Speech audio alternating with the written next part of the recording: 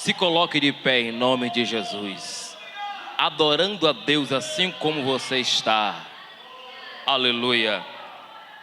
Pastor Josenilson vai orar ao Senhor, apresentando o pastor Bruno, que irá ministrar a palavra do Senhor nosso Deus. E você continue adorando ao Senhor. Os grupos de louvor continuem até no finalzinho do culto. Queridos irmãos, a todos a paz do Senhor Jesus. Levante as suas mãos santas para o céu e oramos ao Senhor. Apresentar o servo do Senhor que vai ministrar nesta manhã. À medida que ele estiver ministrando, os irmãos vão orando, para que o Deus do céu abra a porta da palavra e nós saímos daqui bem alimentados. Porque não tem um pão melhor do que o do céu, não tem. O pão que vem do alto cura, batiza, renova, santifica, restaura. E se você abrir o coração nesta manhã, você vai ver o mover de Deus. Amanhã é amanhã intitulada Amanhã Pentecostal, mas tem que ter pão. Se você comer pão, você vai ter força para dar glória a Deus. E vai sair daqui chorando e glorificando o nome santo do Senhor. Permaneça, não saia na hora da palavra. Pastor, e se eu tiver com sede, segura, que você não vai morrer não. Receba primeiro e depois vai beber, amém? Pai eterno, em nome de Jesus, este nome que está acima de todo nome, este nome que é mais poderoso, neste nome nós estamos reunidos esta manhã. É neste nome que cremos que o Senhor pode fazer coisas extraordinárias. É neste nome que temos convicção de que os céus estão abertos em nosso favor. Aí está a tua igreja com as mãos levantadas, dizendo: Senhor, eu quero receber, eu quero sair daqui alimentado. Eu quero apresentar o teu servo, pastor Bruno, que como o Senhor sempre tem estado com ele, tem usado ele poderosamente nas tuas mãos. Esta manhã, ajuda-os, dá-lhe a tua graça, abre a porta da palavra, concede a ele a revelação da mesma, usa como o Senhor nunca usou na terra dos viventes, e faça dele um instrumento nas tuas mãos, para a glória e o louvor do teu nome. É do nome santo de Jesus é que nós te oramos e por fé nós te agradecemos. E a igreja pode dizer amém. Glória a Deus. Meus amados irmãos, eu quero saudá-los com a paz do Senhor, amém? Vamos abrir a Bíblia na primeira carta de Paulo aos Coríntios, capítulo 16, versículo de número 13. Primeira carta de Paulo aos Coríntios, capítulo 16, versículo de número 13. Quantos amados irmãos estão à procura do texto? E eu recomendo firmemente que abram a Bíblia e mantenham-na aberta, para juntos construirmos a reflexão que haverá de nos edificar nesta manhã. Eu quero louvar a Deus pelo privilégio de estar com os amados irmãos nessa oportunidade tão feliz, estar participando desse congresso, que já é uma tradição em nossa região. Louvamos a Deus pela vida do pastor Wagner Massarona, que é sempre muito cordial, muito urbano, muito gentil. Louvamos a Deus pela vida dele, de sua família, todos os obreiros, essa igreja tão amada, que o Deus dos céus continue abençoando em nome de Jesus. Louvar a Deus pela vida do pastor Josenilson, né? O Deus dos céus continue abençoando. Eu disse para ele que a elegância dele me constrange, né? Verdade, sempre muito elegante. Nós louvamos a Deus pela vida desse homem de Deus, está bem pertinho de nós e é uma inspiração para os obreiros mais jovens. Louvar a Deus pela vida de todos os nossos queridos irmãos, o dueto WA, Wenderson e Augusto. Deus dos céus continue abençoando vocês em nome de Jesus. Irmãos, aqui é água de coco. Rapaz, eu não estou dizendo. Água de coco. O negócio é forte, viu, pastor? O negócio é forte. Louva a Deus pelo vocal Unidos em Cristo. Os irmãos estão em festa, mas aí tiraram esse expediente do dia para vir aqui. Isso é bom, Deus abençoe. Congregação Jardim de Deus, em alegria. A Limpoção de Pedras está em festa desde ontem. Mas aí os amados irmãos arrumaram um tempinho, né? E vieram aqui cooperar nessa festa tão abençoada. Que Deus continue abençoando nossos queridos irmãos em nome de Jesus. Irmãos queridos, mente, coração e Bíblia aberta, e vamos ler a palavra de Deus que nos diz: vigiai, estáis firmes na fé, portai-vos varonilmente e fortalecei-vos. Amém? Eu quero, com base nesse texto, falar aos amados irmãos hoje sobre os atributos da masculinidade cristã. Vamos repetir? Os atributos. Está fraco. Para ensaio ficou mais ou menos. Vamos lá. Os atributos da masculinidade cristã. Então, o evento é de varões. É claro que não é exclusivo para varões, mas é um evento de varões. Então, se o evento é de varões, nós pretendemos com a mensagem alcançar, repito, não exclusivamente, mas especialmente os varões. Sim ou não? Amém? Então preste atenção. O tema já desperta muita atenção, né? Porque nós estamos inseridos numa agenda da nova era que tem como uma de suas principais pautas, preste atenção, a desconstrução da masculinidade. Isso é seríssimo, seríssimo, seríssimo. E para que a nova era leve a efeito essa agenda, está flexibilizando e afrouxando os padrões do que na verdade é um verdadeiro, um autêntico, um legítimo homem, com H maiúsculo. Então escute, os amados irmãos, certamente na estreita direção do Espírito Santo, se utilizam desse texto que é muito emblemático, porque fala justamente disso, portar-se varonilmente. Quando você vai ao dicionário e pesquisa o termo varonil, você vai observar que a informação que você tem do dicionário é muito simplória, muito objetiva, mas é precisa.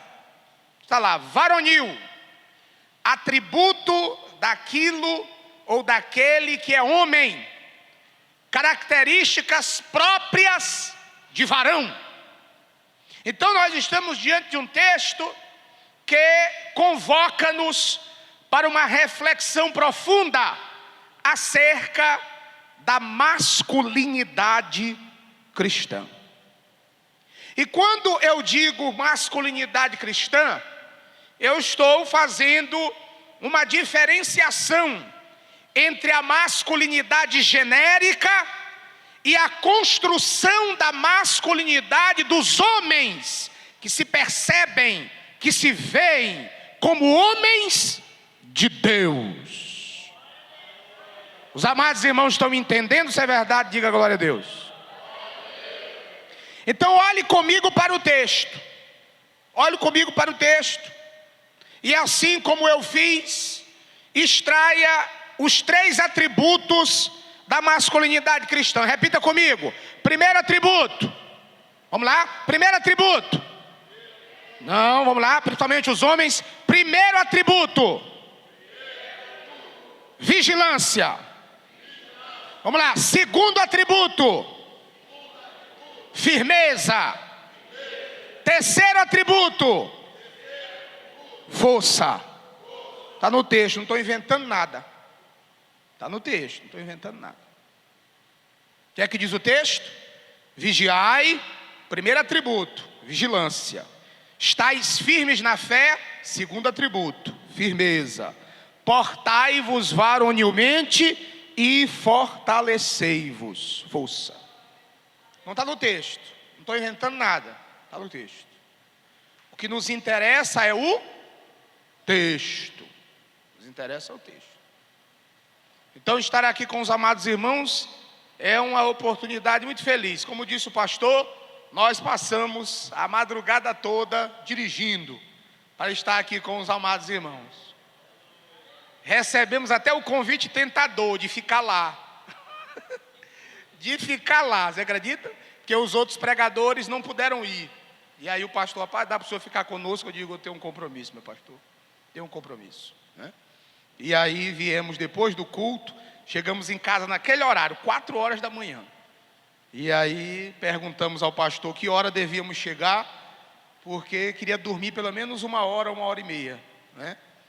E chegamos aqui, graças a Deus, estamos com os amados irmãos para tratar desse tema.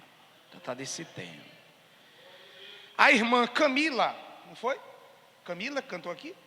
Ela cantou um hino que é um hino muito forte na sua letra, mas especialmente num trecho em que diz assim: que mesmo no silêncio Deus se faz perceber que está presente. Não é assim? Mesmo no silêncio Deus se faz perceber que está presente. Quantos acreditam que Jesus está aqui? Então redobre a atenção. Os atributos da verdadeira, ou melhor, da masculinidade cristã. Vamos lá. Meus amados irmãos, caráter, conduta e honra são pautas caríssimas para a Bíblia. Vou repetir. Caráter, conduta e honra são pautas caríssimas para a Bíblia. Como era peculiar de Paulo, Paulo usa um termo, não é, sofisticado. Portai-vos varonilmente. Davi, que era um homem de guerra, um homem do combate, um homem do embate. No primeiro livro dos Reis, no capítulo 2, versículos 1 e 2, o texto sagrado diz que quando ele está no leito da morte, ele chama Salomão e aconselha dizendo: eu estou indo pelo caminho dos meus pais. Tu, pois, agora tenha coragem e seja homem. Né? Você conseguiu perceber a diferença, né? Paulo era um camarada muito refinado. O próprio texto sagrado dá conta que o que ele aprendeu aos pés de Gamaliel. Paulo é um homem da academia. É exatamente por isso que o termo que aparece no verso 13 aqui é esse: portai-vos varonilmente. É bonito, né? Varonilmente. Mas Davi, que como eu disse, era um homem mais acostumado ao calor da guerra, era um homem que sabia muito bem o que era manejar uma espada, era um homem que na prática fazia o que é tipicamente característico da masculinidade. Ele chama o filho dele no final da vida e diz assim: meu filho, seja caba macho, seja homem. Olha, irmãos, esse negócio de homem hoje, viu? O negócio está difícil você achar um homem de verdade. Pastor, o senhor vai me machucar? Vou não. Eu quero é tratar o tema com você à luz da Sagrada Escritura. Você lembra que eu disse introdutoriamente aqui que existe uma agenda com o objetivo de desconstruir a masculinidade? E acredite, essa agenda, ela passa por muitos corredores que afetam a masculinidade do homem. Vou dar um exemplo. Hoje está difícil comprar calça para homem. Tá difícil comprar terno para homem hoje. Tá difícil comprar camisa para homem. O negócio do slim chegou aí, entendeu? Porque os amados irmãos sabem qual é a proposta do slim. A proposta do slim é realçar o corpo. O corpo. Eu tenho tido uma dificuldade tamanha para comprar terno, para comprar calça, para comprar camisa. Já estou procurando há tempos um alfaiate que faça calças e terno para mim do jeito que eu quero. Porque hoje é tudo no slim. Umas calçazinhas apertadinhas que o cabo chega e fica aqui apertadinho. Umas camisas apertadinhas que ele fica aqui todo apertadinho. Deixa eu dizer uma coisa para os amados irmãos. Isso é agenda de desconstrução da masculinidade. O homem de Deus, ele tem um padrão, inclusive para se vestir. E você acredita que tem muita gente que ignora essa realidade? Não, pastor é retrógrado, é radical, é atrasado. Não, senhor. O padrão do homem de Deus é espelhado na escritura e não na cultura. Vou repetir, o padrão do homem de Deus é espelhado na escritura e não na cultura. Que conversa é essa? Homem de Deus é homem de Deus. Ele deve portar-se varonilmente. Assim, me doa que doer. Me desculpem, aqueles que são afeiçoados a esse tipo de roupa, mas eu preciso ser sincero, com amor, para lhe dizer: repense a sua masculinidade, repense. Homem de Deus não pode despertar em quem quer que seja sentimento contrário, senão o sentimento de inspirar aqueles que estão à sua volta. O homem de Deus deve refletir o padrão de masculinidade que nós encontramos em Jesus. Jesus era um caba macho. Sim ou não? Não confunde a serenidade de Jesus, a parcimônia de Jesus, a tranquilidade de Jesus com características femininas. Porque muita gente pensa que mansidão, serenidade, sensibilidade, urbanidade, cordialidade, isso é característico de mulher. Não, isso é característico de gente. De gente. Não é de mulher não. Mas o texto sagrado, inclusive, faz questão de nos apontar diversos episódios em que Jesus permite com que aflore o que é típico de verdadeiros homens. Como, por exemplo, intolerância na casa de Deus com os negócios que estavam fazendo com ela. O que é que o texto sagrado diz? Jesus chegou, pegou uma corda, não foi assim? Pegou uma corda. Parece que eu estou vendo Jesus amarrando essa corda na mão dele assim, ó. E os discípulos, rapaz, será o que é que o mestre vai fazer? Estou conjecturando. E ele amarrando a corda assim. Aí ele chega no templo, tipo um azorrague, e começa a meter corda em nego. Chuta a mesa.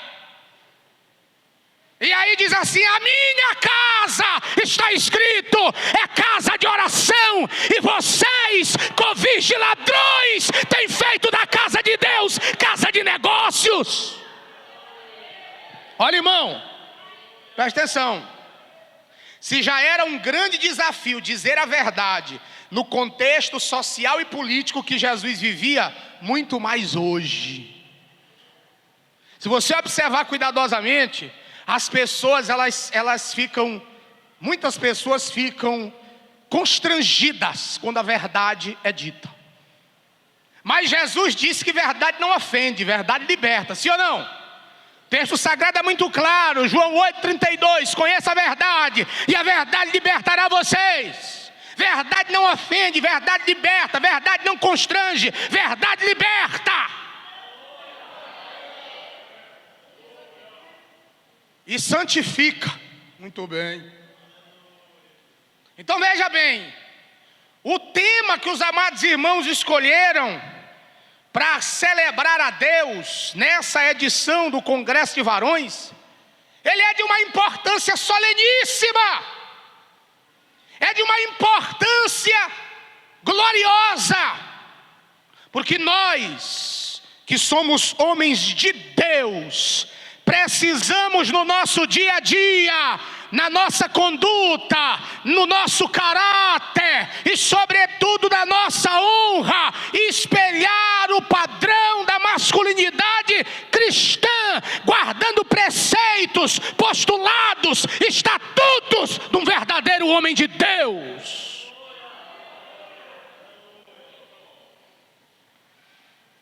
O termo portar-se guarda relação com um termo muito usual na Escritura. Presta atenção. Mente, coração e Bíblia aberta.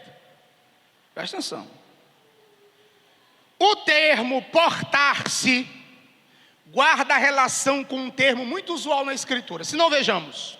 A Bíblia diz em Gênesis capítulo 5, verso 22, que um camarada chamado Enoque, ele andou com Deus, viveu 300 anos, gerou Metusalém, gerou filhas e filhas. Aí o verso 25 diz assim: continuou Enoque andando com Deus e não se achou mais o seu lugar, porque Deus para si o tomara.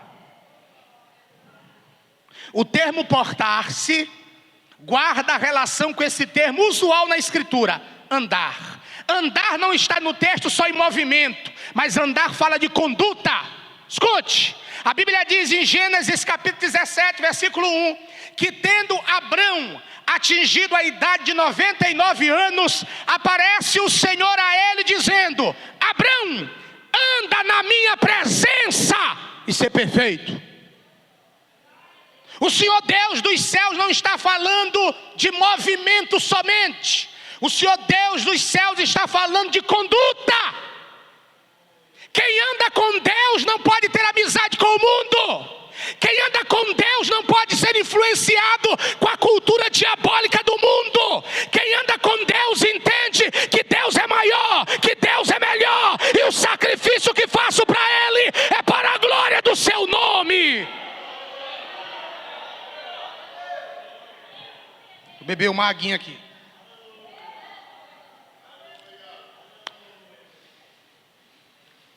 Que o mês de agosto tem sido pesado. A garganta ré. Você entendeu? Andar não é só movimento. Deixa eu dar um outro exemplo para os amados irmãos.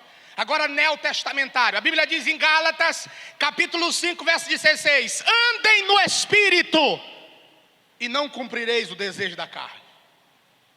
O que é que Paulo está falando? Paulo está falando só de movimento? Não. Paulo está falando de vida íntima com o Espírito Santo, de conduta, de portar-se como o Espírito Santo espera que nós nos portemos. Olha, irmão, eu sei que o que eu vou dizer agora é bíblica, teológica e experimentalmente conhecido de todos nós. Mas às vezes o que é óbvio precisa ser dito muitas vezes para que a gente não esqueça. Talvez tenha sido essa a razão que Paulo, escrevendo aos Filipenses, no capítulo 3, verso 1, ele diz assim: eu não me canso de dizer a vocês as mesmas coisas, e isso para a segurança de vocês. Olhe, nossa geração alcançou um patamar de privilégios tão alto que nós, no ápice da nossa jactância, da nossa arrogância, não poucas vezes chegamos a criticar as coisas óbvias que nós ouvimos, como se as coisas óbvias que nós ouvimos, como as coisas certas, objetivas, que nós estamos acostumados a conhecer, não fosse relevante. Então deixa eu te dizer uma coisa bem óbvia, uma coisa bem objetiva, uma coisa bem clara.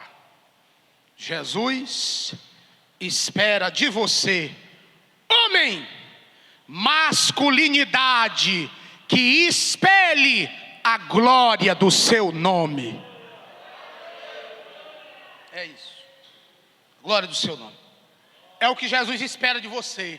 É o que Jesus espera de mim. É o que Jesus espera de nós.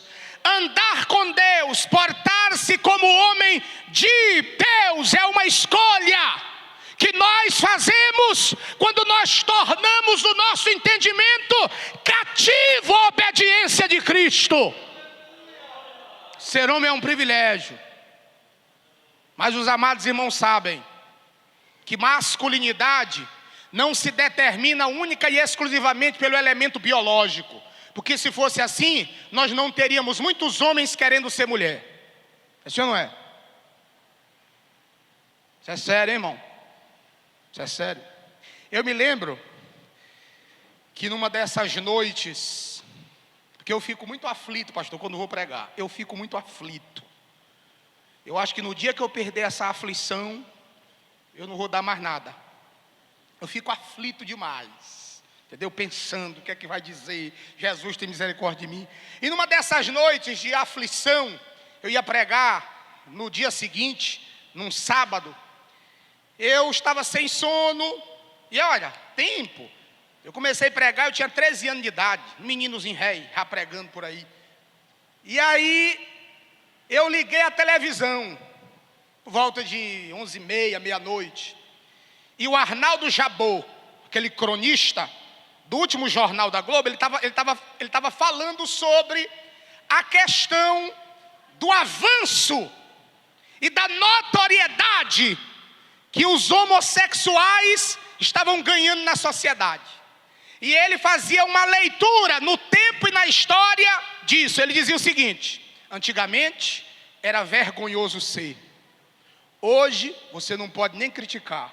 Amanhã vão querer forçar você a ser também. Eita, silêncio. Quantos podem dar glória a Deus? Verdade, bom. Eu tive agora pregando em Lucindo. Agora, domingo, foi domingo, fazendo 8 dias hoje. E eu fui impelido pelo Espírito Santo a falar em praça pública que homossexuais não entrarão no reino de Deus. Disse lá em alto e bom tom, com base na Bíblia. É só você ler as 4 listas que tem na Sagrada Escritura daqueles que não herdarão o reino de Deus. 1 Coríntios capítulo 6, versículos 9 e 10. Gálatas capítulo 5, versículos 19 e seguintes. Apocalipse capítulo 21, verso 8. Apocalipse 22, 15. Nessas 4 listas estão lá: os homossexuais não entrarão no reino de Deus. E eu disse isso lá em praça pública. E quando eu entreguei o microfone que terminou o culto, alguns pastores e auxiliares disseram: o senhor é um homem de muita coragem. Eu digo não. Atos 5:42. É porque mais importa obedecer a Deus do que aos homens. Escute, as declarações que fiz lá, eu não fiz inconscientemente nem irresponsavelmente. Eu estava bem seguro do risco, que os amados irmãos sabem, que tem muitas pessoas que preferem assistir o culto através da lente do celular, do que largar esse celular de mão e prestar atenção no culto e glorificar a Deus. O irmão sabe disso. Eu até hoje não sei que gosto tem assistir um culto através da lente do celular. Até hoje não sei que gosto é esse. Mas tem muita gente que assiste o culto todinho através da lente do celular. Ele filma tudo. Então eu estava bem consciente do risco que corria de alguém ter gravado isso e encaminhar para o Ministério Público e eu receber uma intimação na minha casa por um crime que nem tipificado no Código Penal é de homofobia. Você sabia disso? Não tem o tipo penal homofobia no Código Penal. E você sabe qual é uma garantia constitucional que nós temos? É que não pode haver crime sem lei anterior que o defina e sem prévia cominação legal. Nós temos muitos irmãos nossos que estão presos desde o dia 8 de janeiro, sem nenhuma denúncia formal, porque não tem tipificação penal. Você não sabia disso, né? Pois é, pois saiba. Então eu corri o risco até de perder minha liberdade, mas tive que dizer, especialmente porque essa agenda da nova era de desconstruir a masculinidade, especialmente a masculinidade cristã, está cirandando no arraial do povo de Deus, e tem muita gente assimilando isso. Deixa eu dizer uma coisa, que talvez você vai se espantar. É pauta da agenda de desconstrução da masculinidade o casal não querer ter filhos. É pauta. É pauta. Você sabia que biologicamente falando, tecnicamente falando, a masculinidade de um homem se percebe especialmente no que ontologicamente, no que essencialmente, no que naturalmente o Senhor Deus deu a ele, que é a procriação. E aí muitos homens não querem. Muitos homens não querem. Se bastam. Tomemos cuidado com isso. Deus, o Senhor, nos chamou para espelharmos a partir da Escritura o padrão de verdadeiros homens de Deus. Ó, irmão, antigamente na Assembleia de Deus de 50 anos atrás não tinha isso. Hoje nós já temos. Nós já temos jovens, homens, que justamente pela influência dessa cultura diabólica, eles dizem em alto e bom som: não, eu não quero casar não. Eu quero ficar só. Quero ficar só. Aí você sabe o que eles fazem? Eles respaldam isso em Paulo. Em Paulo. Só que as motivações de Paulo estão claras nas Escrituras. Paulo não quis se casar para se dedicar à obra de Deus. Aí o camarada fica na igreja, não quer se casar, mas quer ser médico, quer ser advogado, ele quer ser engenheiro, ele quer ser empresário, ele só não quer casar. Aí fundamenta isso em Paulo. Por que Paulo não casou? Porque ele disse assim: se eu for casar, eu vou ter que cuidar da mulher e dos filhos. Eu não vou ter tempo para a obra de Deus como eu queria ter. Porque quem tem mulher e filho, prioridade é a família. Tem muita gente que pensa que um homem de Deus que tem mulher e filho, a prioridade dele é a obra de Deus. É não, senhor. A prioridade dele é a igreja que está na casa dele, a esposa e os filhos. O próprio Paulo chega a dizer que aquele que não cuida bem de sua casa é pior do que um incrédulo. Aí Paulo, para dedicar-se intensa e ininterruptamente à obra de Deus, ele então faz a opção de não casar. E ele até aconselha, 1 Coríntios capítulo 7, ele diz assim: eu queria que vocês ficassem que nem eu, mas se vocês não aguentam, então casam, porque é melhor casar do que abrasar. Não é assim que Paulo diz? Mas nós temos na igreja hoje jovens que eles estão assim: tô nem aí, tô nem aí. Só isso é preocupante, senhor. Muito preocupante. Eu me casei com 20 anos de idade, porque eu não pude me casar mais cedo. Me casei com 20. Eu não pude me casar mais cedo. Porque os amados irmãos sabem que uma coisa é independência civil, outra coisa é independência financeira. Todos nós alcançamos a independência civil com 18 anos. Mas muitas pessoas só alcançam independência financeira com 20, com 30, com 40. Então a minha independência financeira chegou com 20. Pronto, já posso sustentar a irmã Suzana. Bora, minha filha, casar. Tenho 17 anos de casado. Quando eu digo que eu tenho 17 anos de casado, o povo fica assim, 17? Eita, mas começou cedo. Comecei cedo, né? Porque é tudo que um homem quer. É casar. Eita, teve um jovem aí que fez assim com a testa. Casar, meu filho, tem que casar. Casar. Completou 18 anos de idade, pode começar a se pensar, a se construir, a se planejar. Passou dos 30 anos, eu já fico com o pé atrás.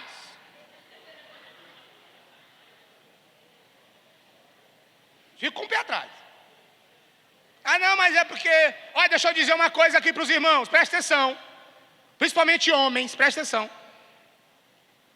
As minhas maiores conquistas foram no casamento. Minhas maiores conquistas. Você sabe por quê? Porque já diz o texto, Eclesiastes capítulo 9, verso 4. 2 é melhor do que 1. Bem melhor do que 1. Ou melhor dizendo, 4 verso 9. 2 é melhor do que 1. Quando eu me casei, eu me formei 2 vezes. Quando eu me casei, eu adquiri o carro próprio, adquiri a chácarazinha, tudo com a ajuda da irmã Suzana. Eu duvido se eu tivesse sozinho, se eu tinha o que eu tenho hoje. Sabe por quê? Deixa eu dizer uma coisa para os amados irmãos. Preste atenção, olhe para cá, olhe para cá, olhe para cá. É emblemático a presença de Jesus, preste atenção, principiando os seus milagres num casamento. O texto sagrado é claro, capítulo 2 de João. Jesus principia seus milagres, transformando água em vinho. Aonde? Resolvendo um problema num casamento. É emblemático isso. Você está pensando que João, dos 7 milagres que ele alista no evangelho que Jesus realizou, o primeiro milagre que Jesus realizou foi num casamento. Você acha que aquilo é por acaso? Não, porque a bênção de Deus repousa sobre o casamento. É da vontade de Deus que o homem, ele demonstre intensamente toda a sua masculinidade no casamento. Até porque eu estou falando de masculinidade cristã. Jovem cristão, homem de verdade, ele só tem uma mulher a vida toda, sim ou não? Só tem uma mulher a vida toda. Morreu, aí é outra coisa. Tem homens que mesmo nessa condição, os amados irmãos sabem que morte a gente classifica como um evento fortuito, não é evento de força maior. Eventos de força maior estão atrelados a catástrofes da natureza, uma chuva que transbordou tudo, ventania. Evento fortuito é algo sobrenatural e esperado, mas a gente não sabe quando acontece. A morte, evento fortuito. Então vamos dizer que esse camarada, ele ficou viúvo, mas ele entende que a mulher da vida dele foi a esposa que foi embora. Eu não critico se ele quiser ficar só. Beleza. Tranquilo. Não critico. Não critico de jeito nenhum. Porque, irmãos, tem pessoas que, embora não haja diferença, não haja diferença de gênero, do ser humano, todos nós somos iguais. Eu não sou melhor do que você porque estou com esse microfone aqui pregando o evangelho. Eu sou um privilegiado. Porque o Senhor Deus pega as coisas vis, as desprezíveis e as que não são, para confundir as que são. Marcos 3,13. Jesus subindo ao monte chamou para perto dele os que ele quis. Romanos 11, 29. Os dons e a vocação de Deus são sem arrependimento. Então eu tenho consciência disso. Eu tenho consciência que tem homens me ouvindo aí que assumiriam esse púlpito bem melhor do que eu. Mas eu vou fazer o quê? As escolhas e as eleições de Deus são soberanas. Ele decidiu fazer desse preto da cabeça seca um pregador. O que eu vou fazer? Vou ser pregador. Então escute, deixa eu lhe dizer. É preciso ser homem. É preciso ser um homem de verdade para ser um homem de Deus. E eu vou explicar e justificar essa declaração, porque hoje o desafio é imenso. Eu até brinquei com o Renato. O cão é sujo, pastor. O diabo é sujo. Presta atenção. Terminou o culto em Santa Luzia do Paruá. Jesus nos abençoou grandemente. Vidas aceitaram Jesus como Salvador. Aí eu estava vindo de Santa Luzia do Paruá, encostei em Zedoca para lanchar, porque não deu tempo de jantar. E aí eu estou lá, comendo. Aí vem uma moça, até de boa aparência. E a moça descaradamente, estava para perder o oi. Ela fazia assim para mim, ó.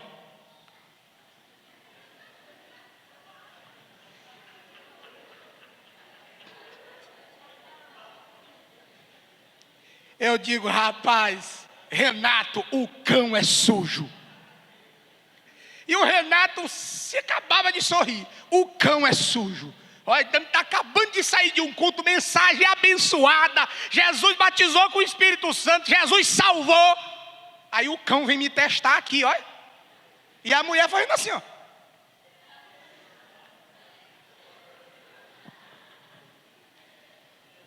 Então escute, presta atenção.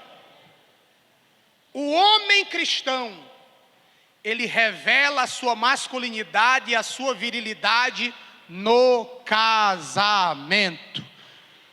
É homem ou marido de uma mulher só. Qual é o contexto de masculinidade lá fora? Quanto mais mulheres eu tenho, mais homem eu sou. Não, senhor. É totalmente ao contrário. Totalmente ao contrário.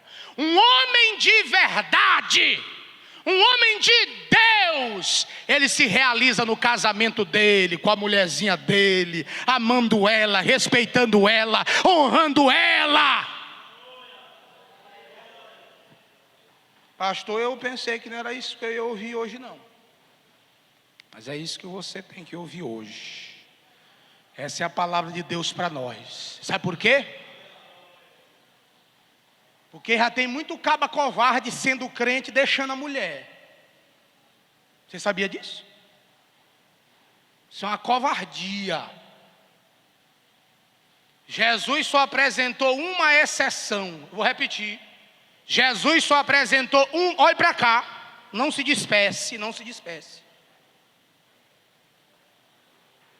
Jesus só apresentou uma exceção. A dissolução do casamento, que não pela morte, só uma. Qual foi?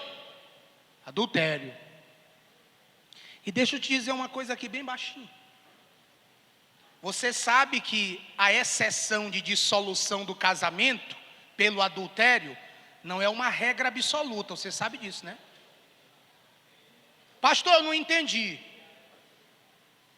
Quando eu digo que a exceção da dissolução do casamento por meio do adultério não é uma regra absoluta, eu estou dizendo que tu não precisa se separar de tua mulher. Se tu for crente e perdoar como Jesus perdoou, Jesus pode restaurar esse casamento. Sabia disso? É só você ler o texto. Mateus capítulo 19 e Marcos capítulo 10. Os fariseus perguntam para Jesus: é lícito, por qualquer motivo, dar a carta de divórcio para a esposa? Jesus disse assim: vocês não leram a Bíblia, não? O que é que está escrito em Gênesis? Deixará homem pai e mãe, se unirá à sua mulher, e serão ambos uma só carne. Aí eles perguntam: Então por que Moisés concedeu? Aí Jesus responde: por causa da dureza do coração de vocês. Está explicado. Se meu coração não for duro, se eu de fato e de verdade souber o que é o perdão e quanto ele vale, Jesus pode restaurar um casamento nessa condição. Mas como muitas vezes a gente também sobe ao ápice de uma masculinidade exagerada, o interessante, irmãos, é que quando nós tratamos dessas questões na igreja, que infelizmente, nós líderes, nós entregamos essa pauta tão importante para o CRAS, Centro de Referência de Assistência Social. Nós líderes entregamos essa pauta tão importante para os psicólogos, para os sociólogos. Aí eles estão falando de masculinidade para o nosso povo, quando na verdade quem deveria falar de masculinidade para o povo é quem entende de Bíblia. É quem entende de Bíblia. Porque a Bíblia fala de tudo e nos admoesta acerca de tudo. Então escute, não ignore. Não ignore. Um homem de verdade, ele se realiza no seu casamento. E você que está chegando à maioridade civil, está prestes a alcançar a sua independência financeira, um homem de verdade não pensa em outra coisa. Ele pensa em se casar, ter a esposa dele e constituir a família dele, para que a bênção de Deus alcance em nome de Jesus. Então escute, para todas estas coisas que eu acabo de pontuar aqui, é preciso que se ressalte esses atributos da masculinidade. Em primeiro lugar, vigilância. Preste atenção, irmão.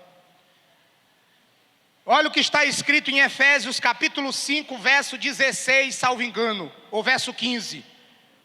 Paulo diz assim, ó: vede, observe, como prudentemente vocês devem andar, não como doidos, mas como sábios, fazendo a leitura do tempo, porque os dias são maus. Olha para cá, o termo vigilância ocorre na Bíblia reiteradamente. Se tu tiver um aplicativo da Bíblia no teu celular, que todo crente tem, com certeza, todo crente tem um aplicativo da Bíblia no celular dele. Tu colocar na aba de pesquisa, coloca aí, vigiar, vigilância, tu vai ver a lista. Por exemplo, no capítulo 24, verso 42, Jesus diz assim, ó: vigiem, porque vocês não sabem quando é que o Filho do Homem virá.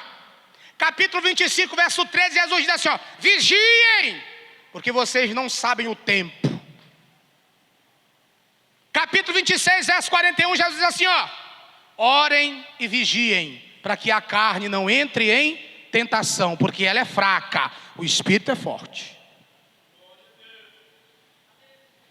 Então vigie a sua masculinidade, vigie, se você é um homem de verdade, cautela, muita vigilância, especialmente nessas questões ideológicas,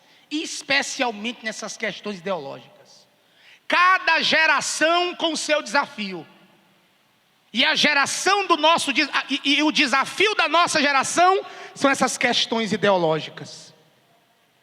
Você já imaginou? Vocês sabem disso. Saiu agora recentemente uma resolução do CNJ, e vocês vão saber disso porque isso fica na surdina. Saiu agora recentemente uma resolução do CNJ, entabulando todos os cartórios a acrescentar em seus formulários uma expressão neutra. O que é que tu é? É homem? Não. É mulher? Não.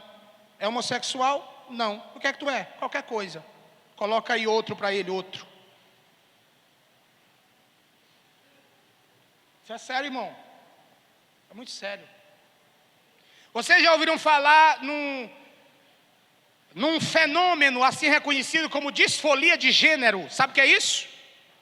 É que mesmo eu sendo homem, e se eu me percebo que sou um cachorro, e já tem nos Estados Unidos isso, na Suécia, Pesquise no Google, pesquise no Google.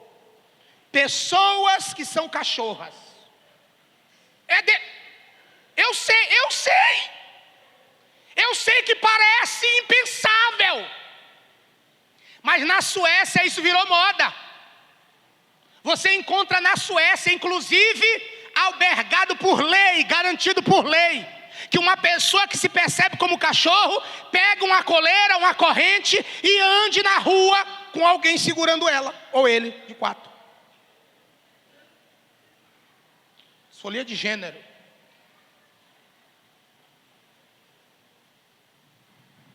Aí tem aqueles, vocês ouviram agora a entrevista da Tami Miranda, sabe o que ela disse? Ela disse, eu não queria ser homem não, é porque eu nasci assim. Eu digo, mas que mulher miserável.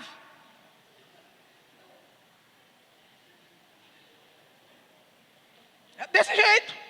Ela disse, ser homem é ruim. Se eu não tivesse nascido homem, eu preferia ser mulher. Olha aqui, ó, nasce a barba, a gente fica... Eu digo, olha como o cão é sujo.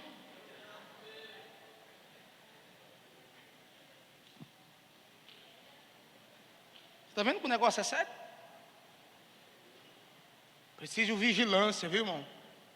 Primeiro atributo da masculinidade cristã. Um homem de Deus, ele está alerta, ele é cauteloso, ele é prudente. Pelo Espírito Santo de Deus, ele faz a leitura das pessoas que estão na sua volta, do tempo histórico em que ele está inserido, das ideologias que lhe assediam, porque um homem de Deus, ele está constantemente na torre de vigia. Um homem de Deus jamais abraça o lema de Zeca Pagodinho, deixa a vida te levar. Não, um homem de Deus, ele entregou a sua vida a Cristo. Ele não vive mais, mas Cristo vive nele. E a vida que agora ele vive na carne, ele vive no Filho de Deus, que lhe amou e que por ele se entregou.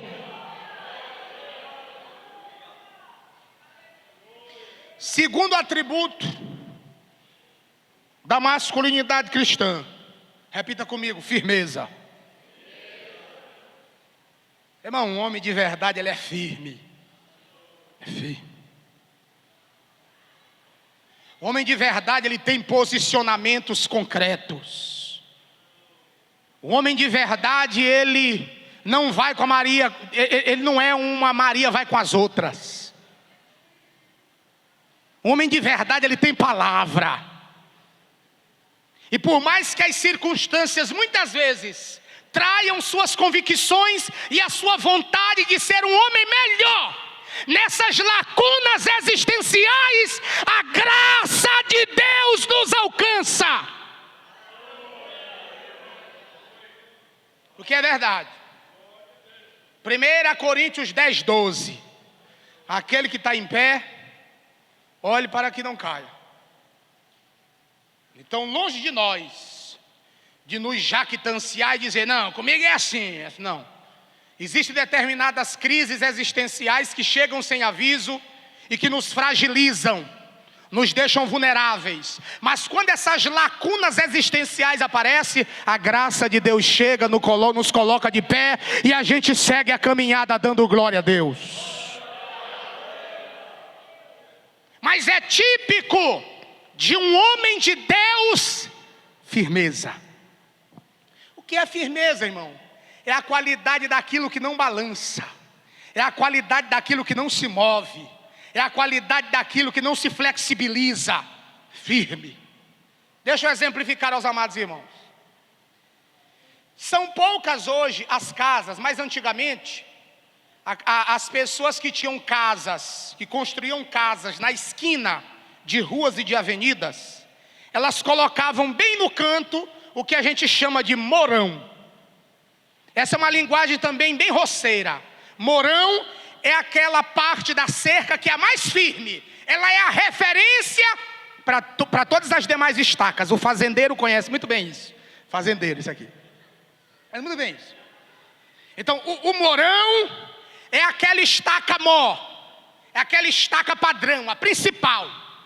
é a partir dela que a gente puxa o arame. Ela está lá segura, firme. A gente puxa o arame aqui. É assim ou não é? Um homem de Deus é firme como um mourão. Está seguro em Jesus. Pode acontecer o que acontecer, ele está seguro em Jesus. Ele está seguro da sua crença, ele está seguro da sua masculinidade, ele está seguro de suas convicções, ele está seguro de sua esperança, ele está seguro de suas verdades, ele está seguro de sua expectativa, porque ele está firmado, calcado, alicerçado e fundado na pedra principal, que é Jesus.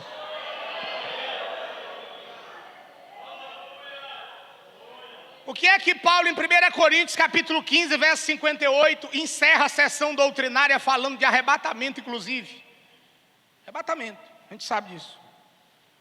A gente que espera Jesus voltar, precisa ter firmeza para esperar Jesus. O que é que Paulo diz?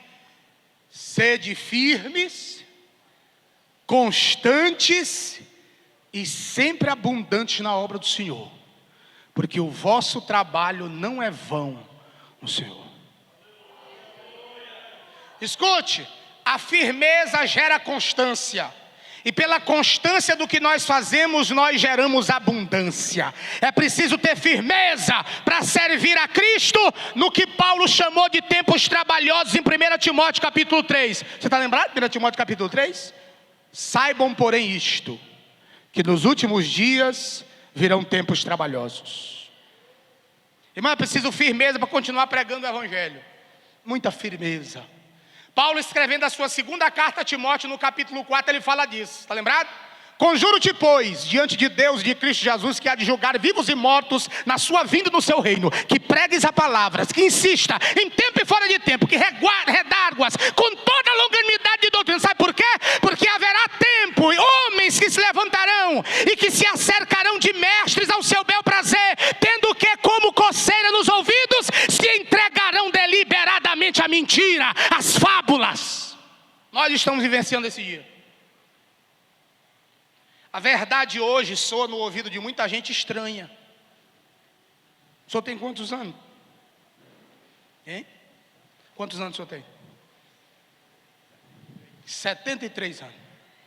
Os cabelos brancos não dão conta só da sua idade senil, mas dizem que o senhor teve uma vivência de muitas batalhas, de muitos desafios. Mas está aqui, ó, servindo a Deus. Eu só tenho 37. Ah, mas como eu quero chegar assim, 73, enxuto. Nós sorrindo, servindo a Deus com alegria. A Bíblia diz que o coração alegra, formoseia o rosto. Quem tem Jesus na vida, sabe muito bem o que é sorrir. Você já sabe, né? Que quando o camarada fecha a cara por muito tempo, ele coloca muito mais músculos faciais para trabalhar do que quando ele sorri. É assim? Tem gente que está com a cara atrofiada. Parece um bicho. Não. Isso aí não é sinal de firmeza, não. Isso aí não é sinal de firmeza, não. Firmeza de conduta, firmeza de caráter, firmeza na honra, firmeza nos tratos, firmeza nos negócios, firmeza na amizade, firmeza no casamento, firmeza na obra, firmeza no exercício da vocação ministerial, firmeza no compromisso com Cristo, firmeza na esperança do porvir. Firmeza é característico a homens de Deus.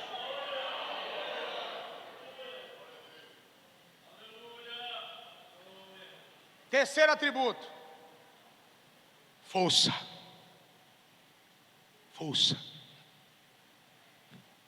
Pastor Zé Soares, que é meu pai no ministério, ele conta a história, porque o pastor Zé Soares é aquele pastor que ele testa mesmo, né? A Bíblia não diz quanto aos diáconos, imagine quanto aos bispos, né? Prove eles, se servirem bem, então coloca no diaconado. Esse tipo de aferição hoje, pastor, o senhor sabe, o senhor é um veterano.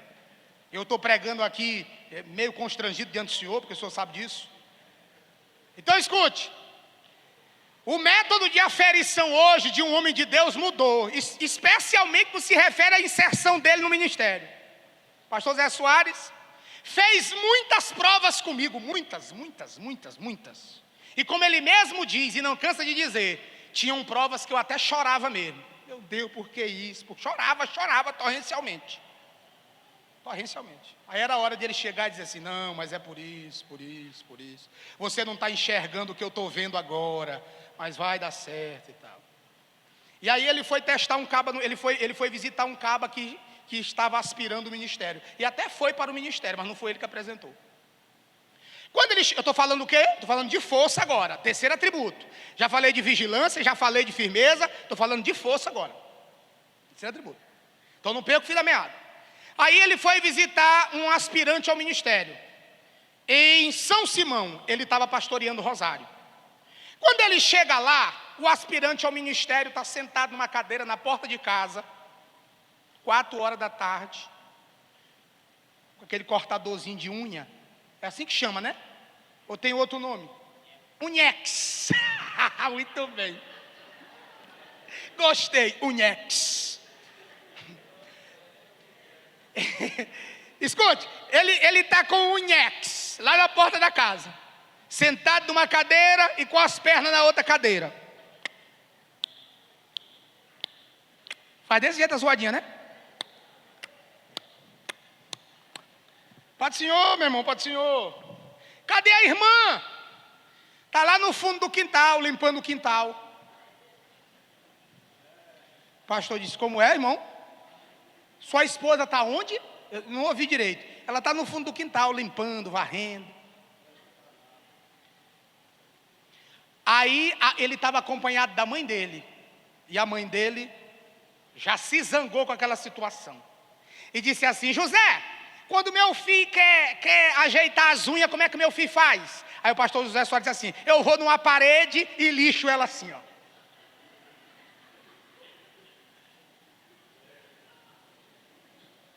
Olha, irmão, o camarada está na porta de casa, 4 horas da tarde, a esposa suada, lá no fundo do quintal, limpando o quintal.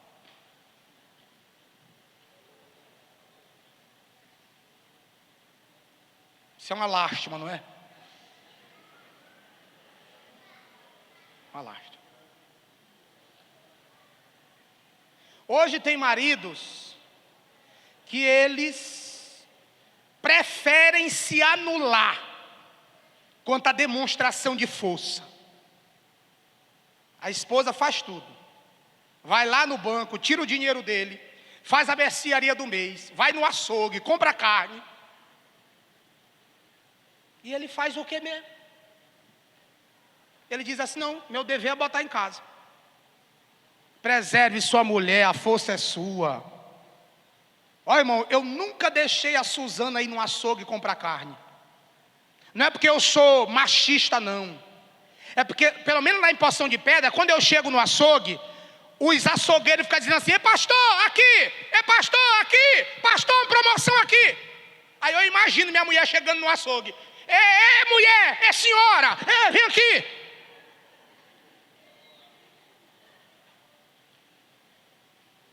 Então eu preservo a minha mulher disso. Um homem de verdade preserva a mulher dele, porque ele tem força. Às vezes aparece alguma coisa lá, ó, que você precisa colocar no lugar. A esposa, a mulher se constrange com determinadas coisas. Homem não. Homem olha no olho e diz assim, para me respeita. Pronto. Tem mulher que ela não tem ação para isso. Ela não tem força para isso. E uma mulher cristã, ela entende isso. Porque hoje o congresso é para homens. Mas a gente sabe que o feminismo tem graçado também aqui, ó, na igreja de Deus. Feminismo. Tem irmã que ela quer ser macho. Quer ser macho. Ela anda tipo um macho.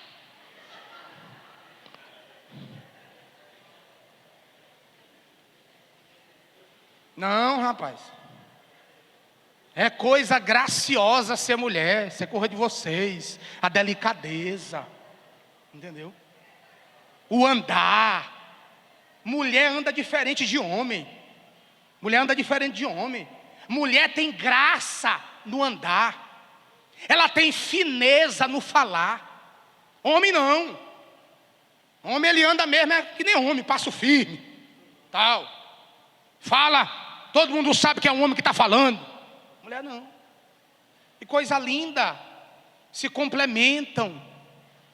Mas não, tem muitos homens que ele esconde a força. Ele prefere que a mulher esteja lá, fazendo. E ele aqui só de boa, só de boa.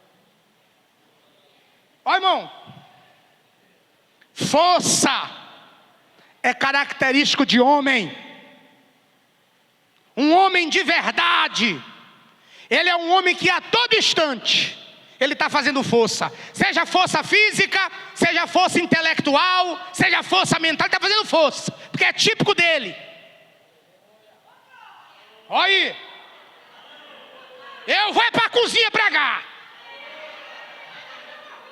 Ei, glória!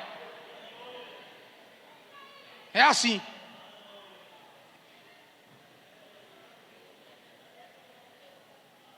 Rapaz, esse negócio de homem que não. Outro dia, assim que nós chegamos aqui no Poção de Pedra, eu peguei uma caixa nossa e larguei no ombro aqui, né? Caixa zona pesada dessa daí. Larguei no ombro. Os irmãos ficaram, e pastor, para que isso? Eu digo, rapaz, eu sou homem, rapaz.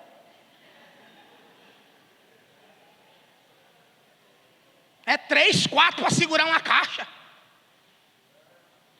Um negocinho rei de nada. Me ajuda aqui, me ajuda aqui. Tem força, o cara tem que ser macho, tem que ser homem. A gente deve mostrar a nossa força no dia a dia. E eu repito, escute isso aqui. Isso é característico de homem. Quais são os atributos da masculinidade? Vigilância, firmeza e força. O que Paulo está dizendo é o seguinte, ó. Portem-se varonilmente. Como? Agindo com vigilância, com firmeza e com força. Assim como o homem age. Assim como não se pode esconder uma cidade edificada sobre o monte, tampouco um homem de verdade pode se esconder da sociedade. Onde ele está, a masculinidade cristã dele aflora. E deixa eu dizer uma coisa para os amados irmãos. Pastor, o senhor não sai de uma coisa, só dizendo, deixa eu dizer uma coisa, o senhor já disse tantas.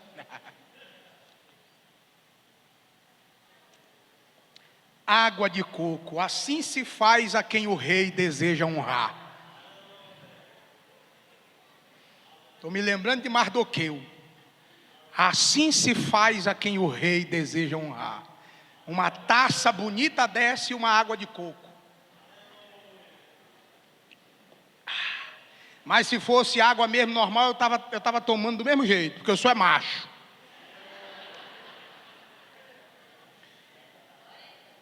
Então escute. Força é sinônimo de masculinidade. Nós imprimimos força no dia a dia, cuidando da esposa, dos filhos, dos afazeres, da profissão.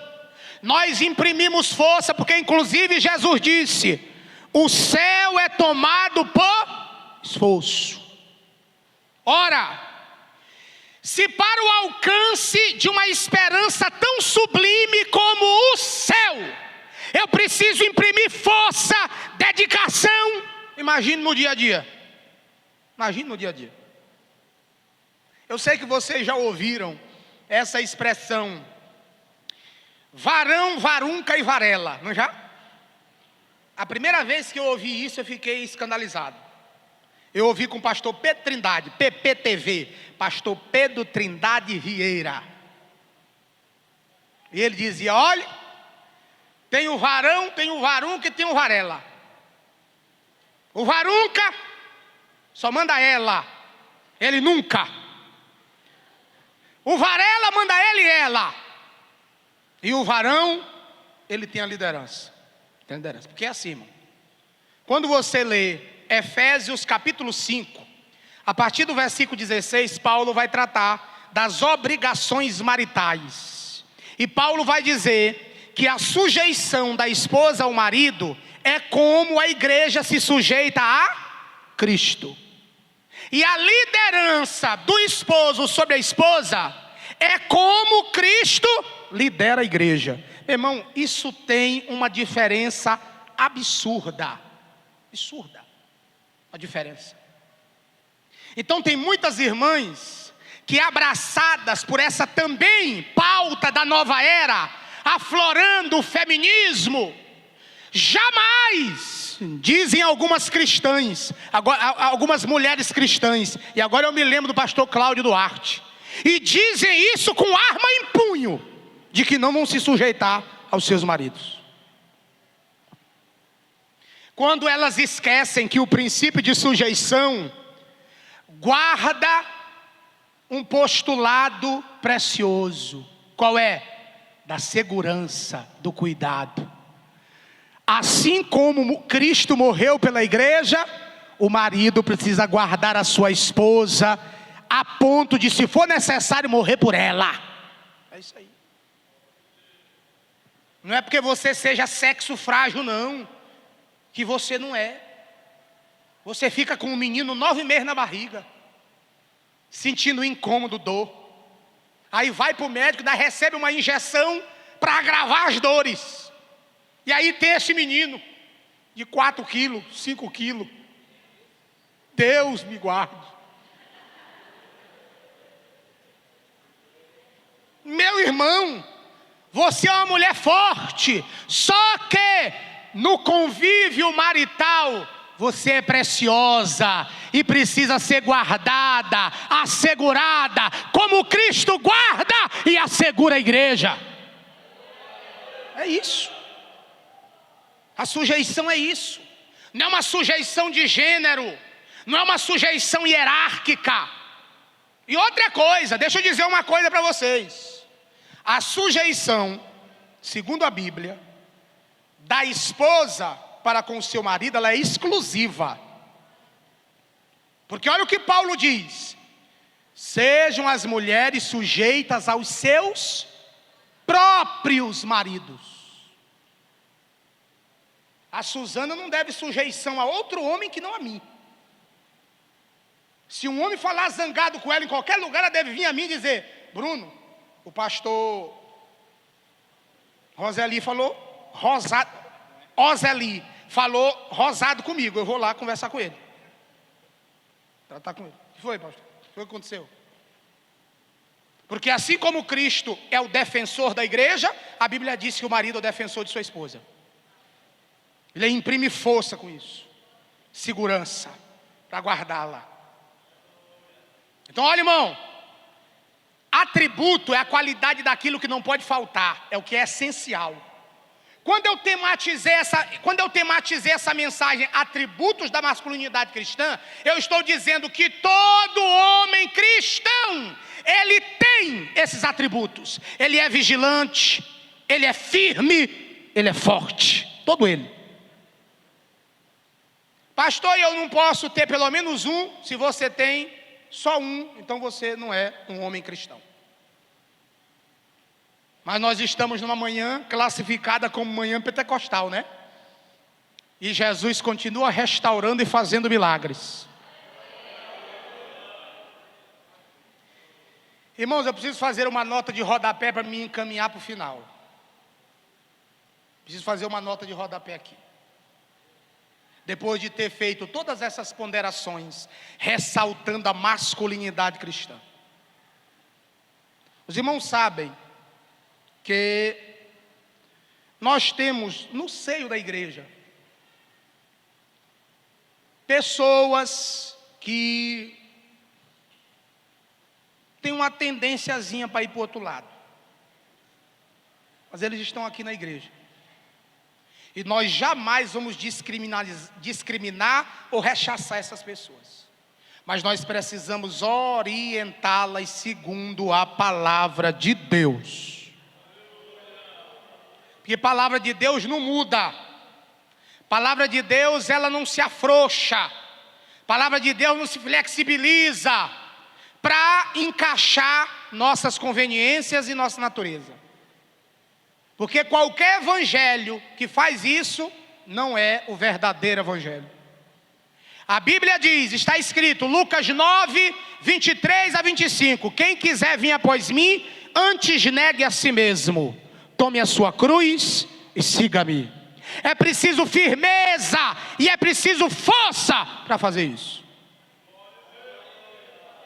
Então aquelas pessoas estão chegando na igreja com aquele costume afeminado de fora. Nós vamos tratar delas, mas nós vamos tratar delas com amor, mas como homens e mulheres de verdade. Vamos tentar inventar a roda não, a gente vai tratar com segurança como homens e mulheres de verdade. Porque isso é característico da masculinidade cristã. Os amados irmãos entenderam? Se é verdade, digo amém. Fique de pé comigo em nome de Jesus. Conduta, caráter e honra. Pautas caríssimas para a Bíblia. E o que é interessante é que cada um desses atributos que nós falamos guarda relação com essas três pautas. O homem de Deus, que exerce a masculinidade cristã, ele é um homem vigilante quanto à sua conduta. Vigilante quanto à sua conduta. Vocês estão lembrados que eu disse no corpo da mensagem que conduta guarda relação com movimento, com andar com Deus, andar com o Espírito Santo, cheio do Espírito Santo. Então escute, nós, quanto crentes em Jesus, e mais especialmente homens de Deus, precisamos observar como é que a gente está andando, e é preciso vigilância para isso. Segundo lugar, firmeza guarda relação com caráter. Você sabe qual é a origem da palavra caráter? A origem da palavra caráter vem do grego character. Character era uma prensa que o Império Romano usava. Com essa prensa chamada caráter, character, ela prensava a cara de César na moeda. Pronto, meu irmão, não apagava mais. Você pode pegar uma moedazinha aí de 5 centavos, de 10 centavos, de 50 centavos. Está gravado num dos lados da moeda um rosto. Acabou. É marca. Isso fala de firmeza. É de onde vem a palavra caráter. A palavra caráter é inspirada nessa prensa romana chamada character. Então o homem de Deus, ele é conhecido e reconhecido por essa marca, o seu caráter. É a marca dele. Onde ele chega, todo mundo o reconhece como tal. Então o nosso caráter precisa ser firme. Tão firme e tão inapagável quanto a imagem de uma efígie numa moeda. O rosto de um homem numa moeda. Mas em terceiro lugar, é preciso ter força para garantir que a honra não seja maculada, para garantir que a honra não seja desmerecida. Um homem precisa ter honra, e para defender a sua honra, ele precisa ter força. Não é força física, não. A gente não resolve nossas questões no braço, não. A gente resolve as nossas questões de joelhos. Enquanto a masculinidade aí fora se constrói no braço, na força, a masculinidade cristã se constrói lutando com Deus em oração, como Jacó fez. A gente luta, mas a gente não luta usando armas carnais, porque nossas armas são espirituais e são feitas em Deus para desfazer as obras do diabo. Então a gente luta, mas a gente luta em oração com Deus dos céus, para que Ele guarde a nossa honra, para que Ele preserve a nossa honra, para que Ele preserve o nosso nome, para que Ele nos conceda a sua graça, para que nós não desmereçamos a sua obra, não maculemos a sua dignidade, porque fomos feitos à imagem e à semelhança do Eterno, e pelo Espírito Santo está sendo esculpida em nós a imagem de seu Filho Jesus Cristo, nosso Senhor.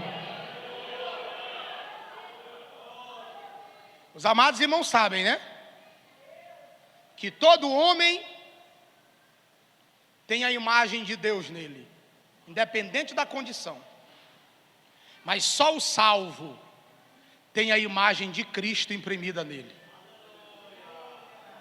É diferente, você sabe por quê? Porque feitos à imagem de Deus e semelhança, isso fala da nossa natureza, quem somos, foi como nós somos feitos. Mas a imagem de Cristo fala de caráter, mudou. Foi imprimido em nós a imagem de Cristo. Só o salvo tem a imagem de Cristo. E é exatamente por conta disso que é preciso vigilância para se portar. É preciso firmeza para ter caráter, e é preciso força para garantir a honra e a dignidade do nome de Cristo. Quantos entenderam a mensagem? Levante a sua mão para o alto e diga glória a Deus. Os homens, dê um passo à frente. Os homens, pode vir aqui para frente, os homens. Só os homens, só os homens, só os homens. Só os homens. Como? Olha aí que coisa bonita. Quantos podem glorificar o nome de Jesus? Esse exército de homens vigilantes, firmes, fortes, que se portam varonilmente, que tem um caráter varonil, que tem uma honra varonil. A Deus seja honra, glória e louvor para todo sempre. Olhe para mim aqui, meus irmãos. A dupla, bota um playbackzinho ali, para vocês cantarem, ministrar um louvor. Olha para cá, olha para cá. Em nome de Jesus. Não se disperse, todos os homens, olhem para mim. Estou vendo ali aquele rapazinho, exatamente, meu filho. Tu é um homem mesmo, é homem. Meu boyzinho tem 8 meses, tem 8 meses. Aí alguém chegou lá em casa e disse assim, é uma criança, eu digo homem. Não, pastor, uma criança é criança, homem é homem. Eu digo, não, senhor. Você está completamente enganado. A biologia determina meu filho como homem. Ele é homem. Ele é um homem criança. Ah, é mesmo, é assim. Você sabe por quê? Que muitos homens devem a sua masculinidade? Porque eles são fruto do meio. Os pais trataram com meu filhinho, meu filhinho, meu filhinho. Eu estou lá brincando com o Boaz de 8 meses. Boaz tem 8 meses, o Boaz. E minha brincadeira com ele é pesada. A Suzana, ô Bruno, não faz isso no meu filho. Eu pego ele assim nas costas dele e faço assim, ó.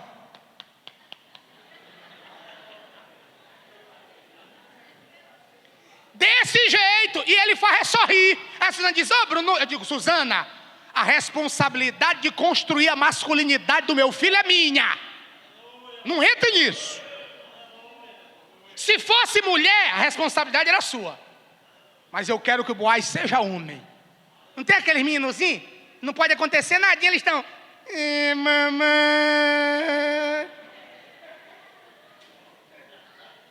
Isso é educação. Isso é homem. Provérbios 22:6. Instrui a criança. Como é que diz? Instrui a criança no caminho que deve andar, que mesmo quando chegar a velhice não se desviará dele. É assim. Então olhe para cá. Eu vou orar pelos senhores. Vocês são homens de Deus. Eu sei que para muitos o que eu estou falando aqui às vezes não faz muito sentido. Mas deixa eu dizer uma coisa. Você sabe o que é que faz sentido? É você ser homem. Você é um homem de Deus. Você pode até não ter entendido tudo que eu falei. Porque às vezes a gente tem uma linguagem muito formal. E aí não dá para entender. Quase todo mundo não entende. Mas sabe o que é que você entende? Você é homem. Um homem de Deus, ele é diferente. A masculinidade cristã se constrói, eu repito, através da escritura e não da cultura. Nossa masculinidade reflete a honra e a dignidade de Cristo. Se você em algum momento dessa jornada está pensando em voltar atrás, saiba que você levará com essa sua atitude o ônus de macular a dignidade do Filho de Deus. E eu não estou inventando nada não. O escritor nos Hebreus diz que muita gente pisa no Filho de Deus, no sangue de Cristo, e levam ele novamente à crucificação quando decidem voltar atrás. Crença é negócio de homem. Vou repetir. Crença é um compromisso que só os homens de verdade fazem. Colocou a mão no arado, não dá tempo para olhar para trás não. Quiçá voltar. Vou repetir. Colocou a mão no arado, nem tempo de olhar para trás tem. Imagine voltar. Cor de homem. E eu vou orar pelos senhores. Quando eu disser amém na oração, é dueto, né? Dueto. A diferença de dueto e de dupla é que dupla você faz qualquer coisa. Dueto, tecnicamente, tem harmonia, afinação. Essa é a diferença. Acabou de chegar aqui.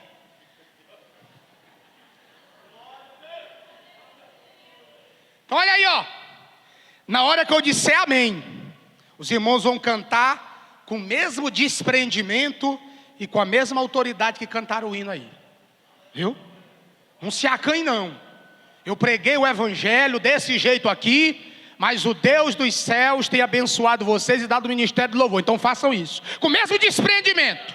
Ministrem, desçam se for necessário, viu? Para ministrar o louvor com graça. Então na hora que eu disser amém, vocês começam a cantar, amém? Então escute, presta atenção, olhe para cá, eu quero orar por você. Aleluia, eu sinto que Jesus está aqui, irmãos.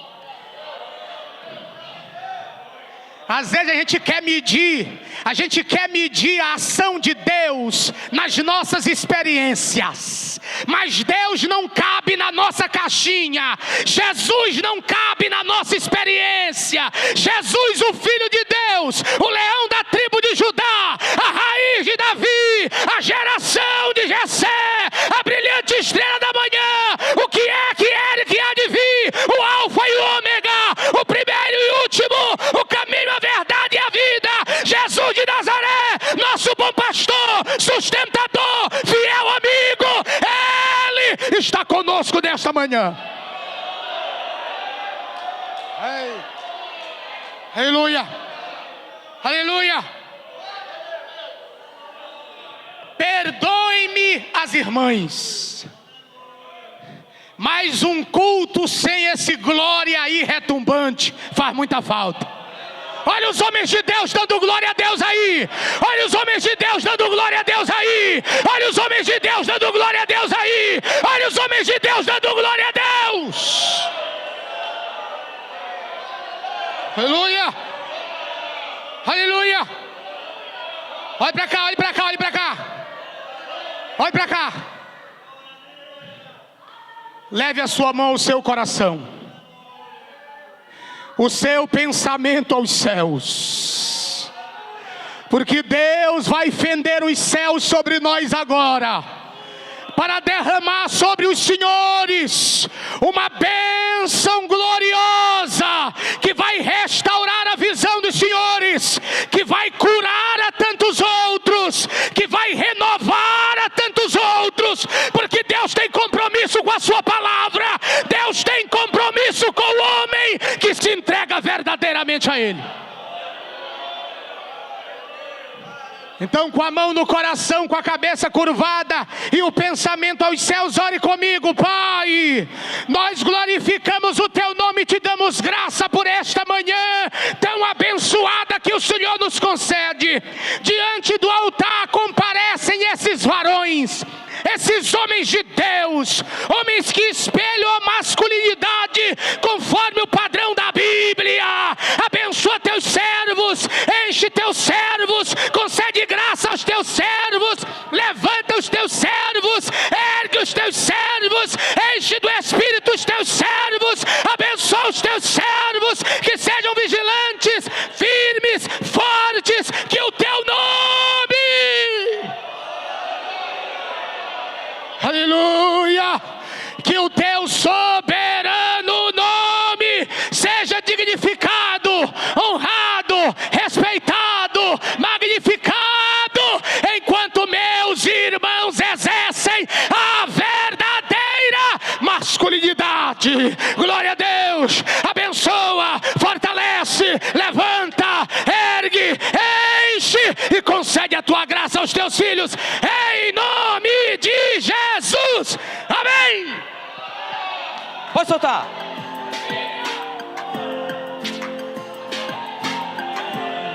Onde tem homem que ora, a igreja é diferente. Deus derrama a sua glória, tem unção na vida dos crentes. Um pastor sábio e consagrado cuida do rebanho e muito bem. Vejo que aqui tem poder de Deus. Quando olho pro altar vejo o homem de Deus. Eu sei que homem de Deus aqui tem. Esse homem que o Senhor colocou nesse lugar é ungido, abençoado e consagrado. Eu sei que ele ora e Deus logo responde. Eu sei que aqui tem um homem que tem fé. Eu sei que Deus opera quando ele ora. Quando ele abre a boca tem autoridade. Eu sei que aqui tem homem de Deus. Veja aqui obreiro de verdade. Onde tem homem de Deus tem povo abençoado. Tem palavra, tem ensino, unção do Senhor. Eu vejo homem de Deus aqui nesse lugar. Tem obreiro abençoado para ele usar. Mas onde tem homem de Deus tem povo abençoado. Tem palavra, tem ensino, unção do Senhor. Eu vejo homem de Deus aqui neste lugar. Tem obreiro abençoado para Deus usar.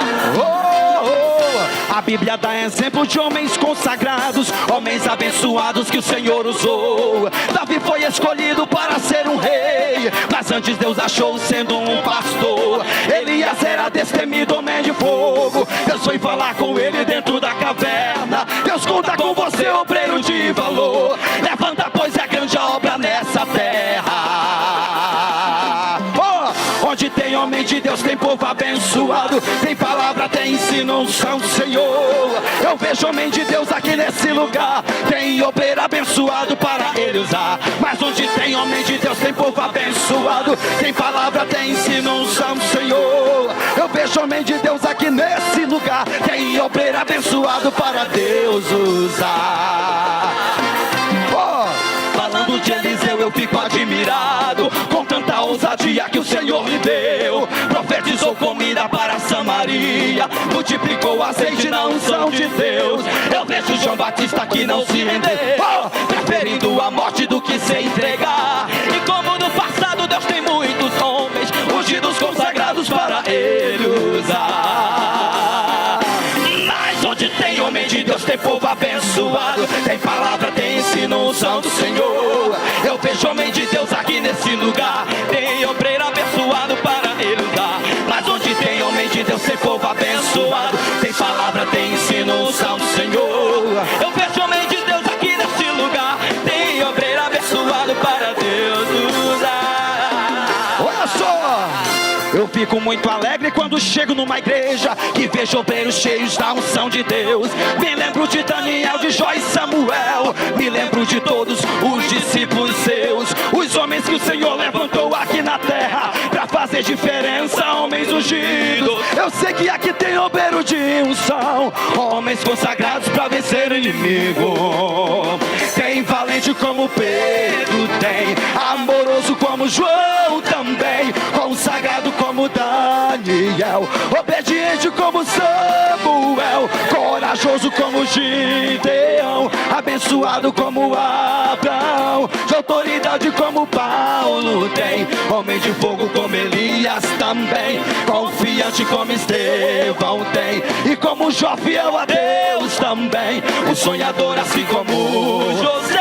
Sei que aqui tem homens de unção em fé, e assim como Ezequiel que pra ouvir a voz de Deus, ungido então se põe de pé. Onde estão os homens de Deus? Levanta a mão. Onde tem homem de Deus tem povo abençoado, tem palavra, tem ensino, unção do Senhor. Eu vejo homem de Deus aqui nesse lugar, tem obreiro abençoado para ele usar. Mas onde tem homem de Deus tem povo abençoado, tem palavra, tem ensino, unção do Senhor. Eu vejo homem de Deus aqui nesse lugar, tem obreiro abençoado para Deus usar. Se aqui tem homem de Deus, levanta a mão e dá um brado de glória.